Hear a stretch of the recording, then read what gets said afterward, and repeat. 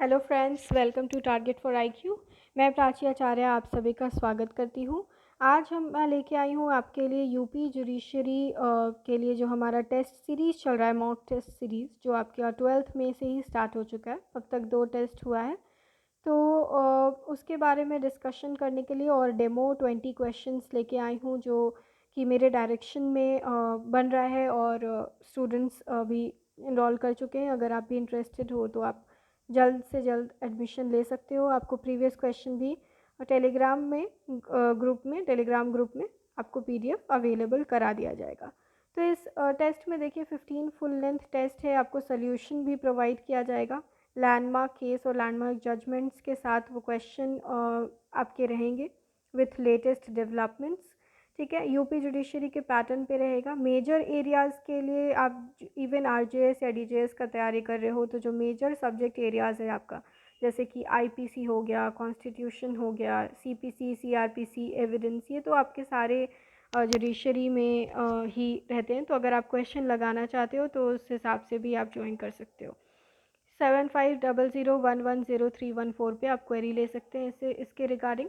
तो चलिए 20 क्वेश्चंस जो आज मैं लेके आई हूँ उसको डिस्कस करते हैं। Transfer of property pending suit there to the transfer shall B.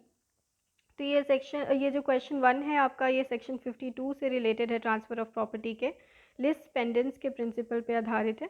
उसमें कोई भी प्रॉपर्टी से रिलेटेड अगर सूट पेंडिंग है ट्रायल में और अगर उसके बीच ही ट्रांसफ़र किया जाता है उस प्रॉपर्टी का, तो that would be affected subject to the decree or order of the court. तो ये आपका ऑप्शन बी करेक्ट हो जाएगा। क्वेश्चन 2 देखिए, A institutes a suit against B for recovery of 2 lakhs and files an application for attachment of B's property. Before the attachment B transfers the property his property to C. The transfer is, ये valid transfer होगा क्योंकि देखिए जो question है उसमें ये demand किया गया है कि B for recovery of 2 lakh rupees, ये अटैचमेंट ऑफ प्रॉपर्टी उसके रिलेशन में था। ठीक है लेकिन जो सूट प्रॉपर्टी जो है या सूट का क्वेश्चन जो था वो रिकवरी ऑफ 2 लाख रुपीज़ था। सो अटैचमेंट से पहले क्योंकि ट्रांसफ़र कर लिया गया, तो ये आपका जो है वैलिड ट्रांसफ़र होगा। Option A would be the correct answer. Question 3 देखिए, A sells a house to B directing B that he can not reside in it but can use it only as a godown और shop. तो section 10 और 11 जो है transfer of property का, वो आपका बताता है कि transfer restraint of relation, restraint नहीं लगाया जा सकता है कोई ट्रांसफ़र के ऊपर।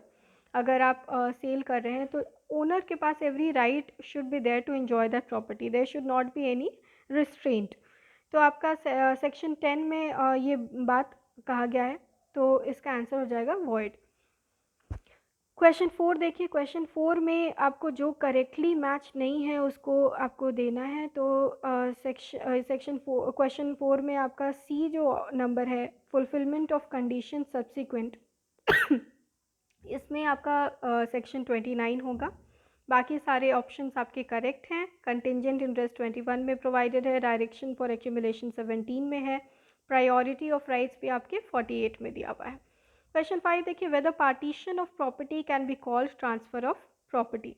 तो ट्रांसफ़र ऑफ प्रॉपर्टी वैसे ही चीज़ को बोलते हैं जहाँ ट्रांसफ़र ऑफ इंटरेस्ट जो है वो ट्रांसफ़र होता है, आपके सेक्शन 5 में प्रोवाइडेड है।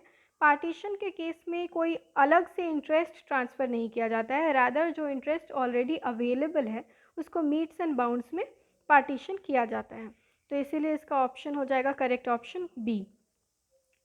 Transfer of property act applies to transfer of property, तो ये हो जाएगा made by act of parties. By operation of law correct नहीं है इसका option. By operation of law succession के उसमें आ जाता है, by decree or order of a court. ये बाकी ऑप्शंस आपके इनकरेक्ट हैं। आप सेक्शन 5 में देखेंगे essentials of transfer of property, तो ट्रांसफ़र जो है वो दो लिविंग पर्सन के बीच में होना चाहिए and made by the act of parties would be the correct option. 7 देखिए, लैंडमार्क केस है राम कुंवर कुंदू वर्सेस एमसी क्वीन का। ये ऑस्टेंसिबल ओनर से रिलेटेड केस है। ऑस्टेंसिबल ओनर से रिलेटेड आपका सेक्शन है section 41 of transfer of property act. Transfer of property covers both movable and immovable property, दोनों के लिए ही है। कुछ चीज़ है जो सिर्फ इमूवेबल प्रॉपर्टी पे डील करता है, जैसे कि आपका मॉर्गेज, लेकिन कुछ एक प्रॉपर्टी है जैसे कि गिफ्ट जो कि मूवेबल और इमूवेबल दोनों प्रॉपर्टी के ऊपर भी लागू किया जा सकता है।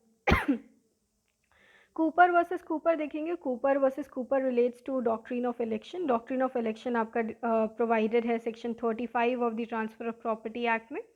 Nemo that acquired non-habit, no one can transfer a better title than what he himself has, is an established principle of, ये rule of transfer of property का principle है। ये देखिए, ये जो प्रिंसिपल है आपका Nemo that quad non habit, ये आपके नेगोशिएबल इंस्ट्रूमेंट एक्ट के ऊपर नहीं लगता है। जस्ट एक एडिशनल इन्फॉर्मेशन, जो नेगोशिएबिलिटी प्रिंसिपल है जो आपका section 14 of the negotiable instruments act में दिया हुआ है, वहाँ पे जो है ये प्रिंसिपल कई आगे मतलब एक्सेप्शन है वो, और वहाँ पे जो है प्रॉपर जो इवन इनफैक्ट अगर होल्डर जो है, होल्डर इन ड्यू कोर्स अगर गुड फेथ में लेता है वो प्रॉपर्टी को, वो जो बिल ऑफ एक्सचेंज है और ट्रांसफ़र चेक है उसको, तो वो हो जाएगा प्रॉपर नेगोशिएशन। ठीक है, तो ये आपका जस्ट एक एडिशनल इन्फॉर्मेशन। अब देखिए section question 11, who is not competent to transfer his property under TPA, तो माइनर इज़ नॉट कॉम्पिटेंट आपका हो जाएगा ऑप्शन सी। 12 देखिए, which one of the following is not transfer by an act of parties, तो succession को नहीं माना जाता है transfer of property. Right of redemption जो है वो मॉर्टगेज में अवेलेबल है। राइट ऑफ रिडेम्पशन से रिलेटेड ये है कि मॉर्टगेजी जो मॉर्टगेज प्रॉपर्टी जो होता है वो ऑलवेज़ रिडेम्पशन किया जा सकता है, ऑलवेज़ उसका पैसा देके उसको वापस लिया जा सकता है। लिमिटेशन एक्ट में इसका एज जो दिया हुआ है, रिडेम्पशन का जो पीरियड दिया हुआ है वो 30 ईयर्स है।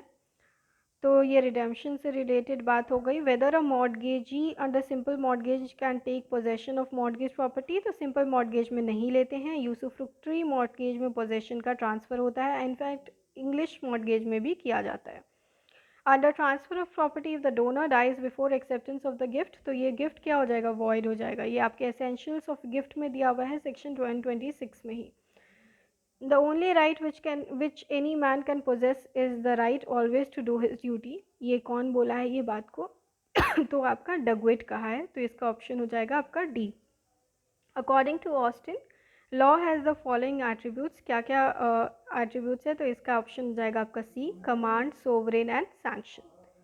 Analysis of rights into 4 juristic correlatives, ये जो है प्रिंसिपल ये कौन दिया है, ये हॉफिल्ड दिया है। हॉफिल्ड का जो 4 ज्यूरिस्टिक प्रिंसिपल्स है उसके ऊपर ये बेस्ड है।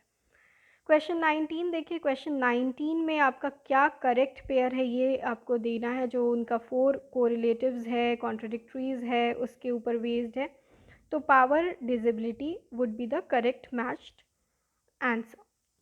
क्वेश्चन 20 देखिए, मार्क द इनकरेक्ट ऑप्शंस। इसमें दिया हुआ है कमांड के बारे में बेंथम, मोनॉम्स के बारे में, हार्ट रूल्स के बारे में किल्सन, तो ये तीनों ही गलत है, क्योंकि कमांड जो है वो ऑस्टिन बताता है, नॉर्म्स जो है वो किल्सन बताता है, और रूल्स में प्राइमरी रूल्स और सेकेंडरी रूल्स की बात हार्ट करते हैं। तो इसका करेक्ट ऑप्शन हो जाएगा आपका डी, यानी कि सारे ऑप्शंस आपके इनकरेक्ट हैं। तो ये था आपका जो 20 क्वेश्चंस डेमो के लिए जो मैं लेके आई हूँ। अगर आप ज्वाइन करना चाहते हैं तो आज ही ज्वाइन करिए, इम्पॉर्टेंट रहेगा आपके एग्जामिनेशन पॉइंट ऑफ व्यू से।